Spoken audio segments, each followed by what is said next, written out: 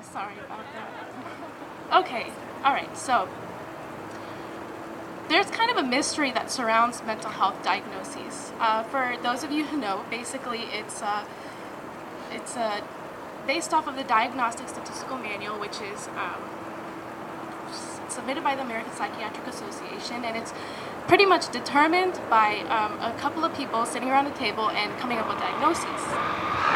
It's very, very scientific. Anyways, we focus a lot on negative disorders. We focus a lot on depression. We focus a lot on anxiety. But you know, there's a couple of diagnoses that are kind of strange and kind of like very contentious. And one of these is bipolar disorder. There's a lot of disagreement about it. Bipolar disorder is recognized in a strange way in that it has two poles. It has depression and it has mania. Depression is a recognized disorder, mania is not. So it's in a strange place. So I wanted to kind of define what a manic episode was. So mania is defined by one of four of these symptoms. It's grand or extravagant style, impulsive decision making, expanded self-esteem, reduced need for sleep, 3 or less hours, talking more often or for longer, racing thoughts and irritability, and also having an overindulgence in enjoyable behaviors with negative outcomes, such as extravagant shopping, hypersexuality, gambling, and if you have a really great idea that you don't think is going to work out, but you know you do it anyway, I don't think that applies to us.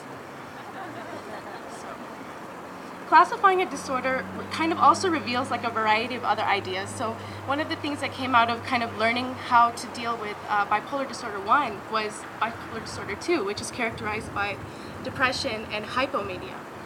It's just like mania, but a little bit less. And that's characteristic of, there's 3 characteristics on that, which is elevated mood, euphoria, and increased self-esteem. So many people with bipolar 2 disorder are generally not diagnosed with that disorder because, you know, it seems like if you have a great self-esteem, that's a good thing. That's why. And so that's why it's a contentious diagnosis. So as a public health specialist, I wanted to say that I feel that we study a range of health issues, but we always focus on negative stuff and never the positive stuff. And there's only one way that it seems that we could draw attention to the study of positive mental health. So, I propose we classify happiness as a disorder. And this will make us pay attention to it. We'll study it. We'll learn the signs and the symptoms and the causes and the effects. Maybe then we'll figure out how happiness works by learning how debilitating it can be.